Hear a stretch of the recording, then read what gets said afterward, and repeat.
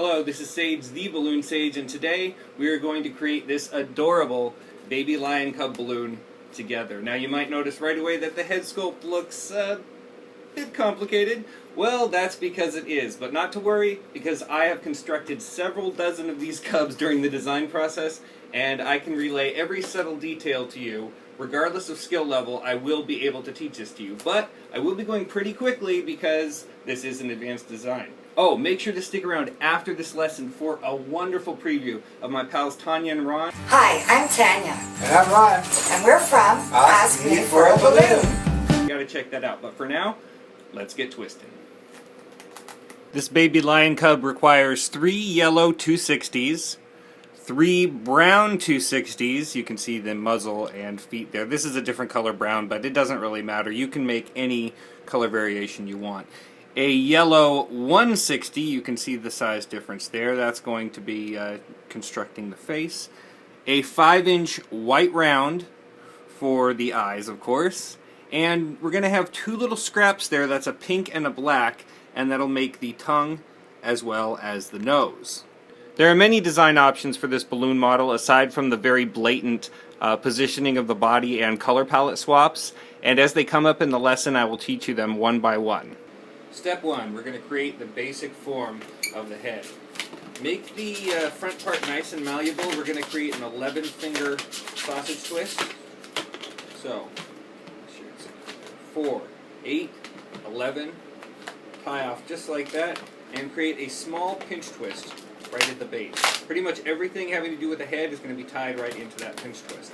Next, push back and create a 4-finger bubble just like that. Another pinch twist, that's going to be the ear. 2 bubbles, same size as the pinch twist. 1 more pinch twist, that'll make the other ear. And come down, matching that 4-finger bubble from earlier, creating 2, tying it all into that pinch twist. This comes over, creates the back of the head.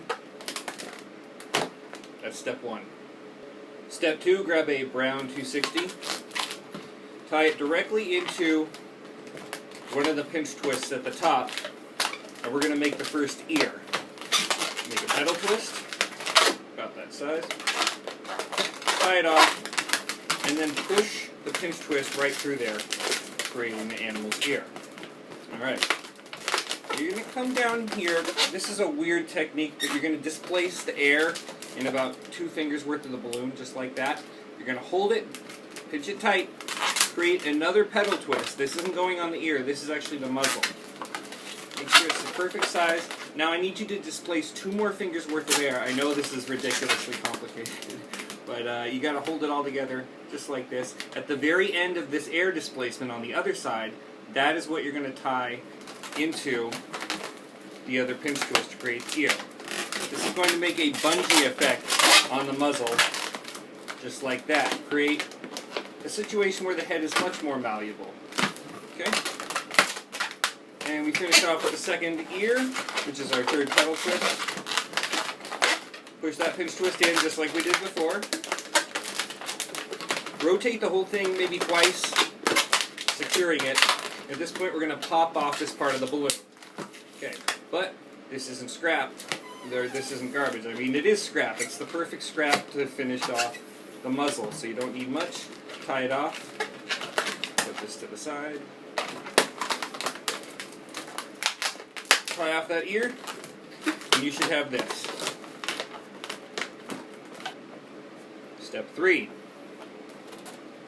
Creating the rest of the muzzle in the form of these 2 rounded pinch twists. As you can see, they're not very flat. We need them to be rounded. And to do that, it's more air displacement. So, here's our scrap. Make a bubble, maybe 2 fingers, not too big.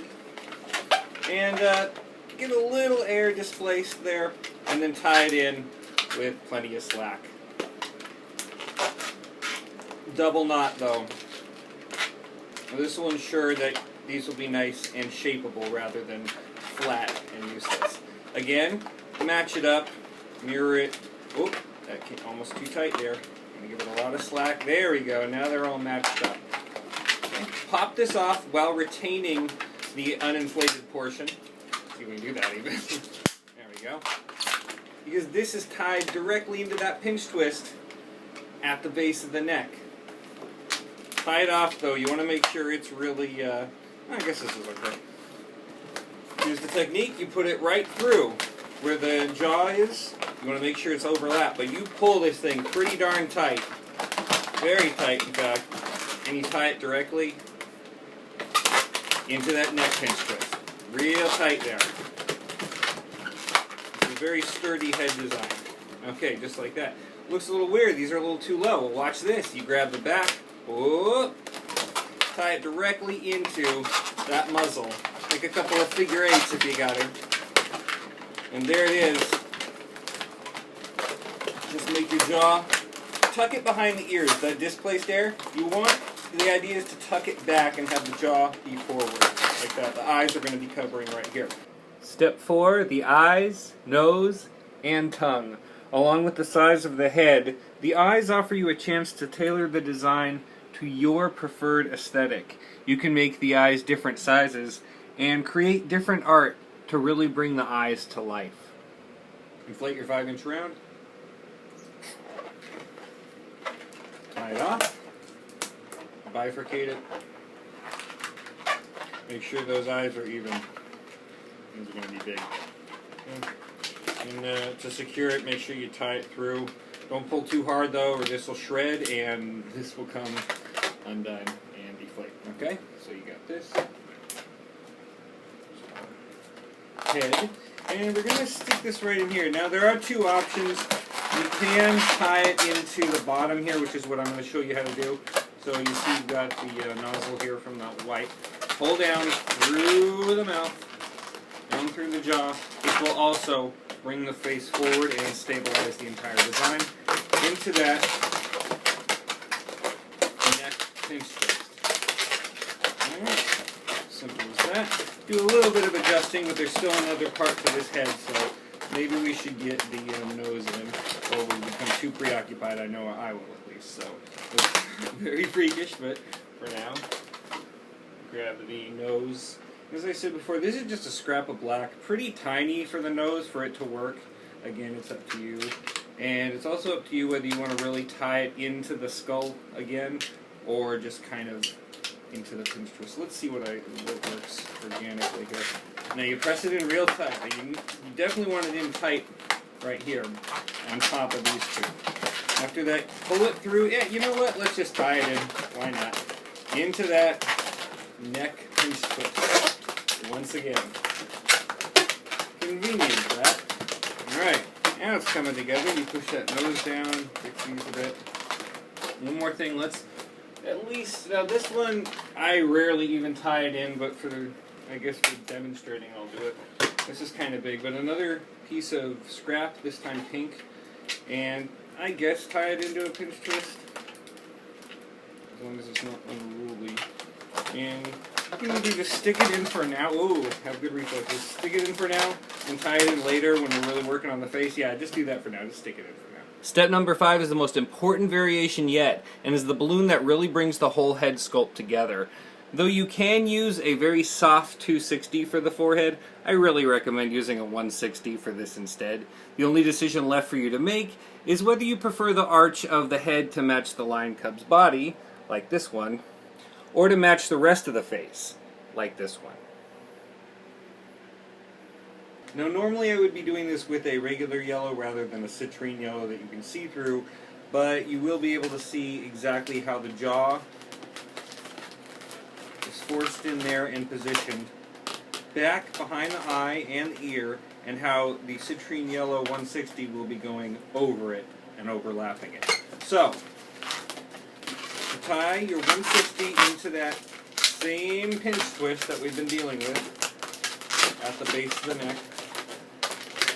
And what you're going to do is come under the chin, displace air once again. Yes, we're using the same technique. And once you've got it to about here, you're going to go over the portion of the jaw that is pushed back under the eye. You're going to go over it and create a roundness. Now you're not going to need your whole 160 here. In fact, this is just a scrap and it's still too much. So you measure it about how much you need. Okay, break it off, and then let a little air out and tie it off. Should be able to work with this. Your next step is to stick it through the top, just like that. And just around the jaw, over the eye, and under the top 260. You bring it around, and once again, you see how the jaw pushed back under the eye, behind the ear. Then you go over that jaw, come under it, and tie once again into that pinch twist at the base of the neck.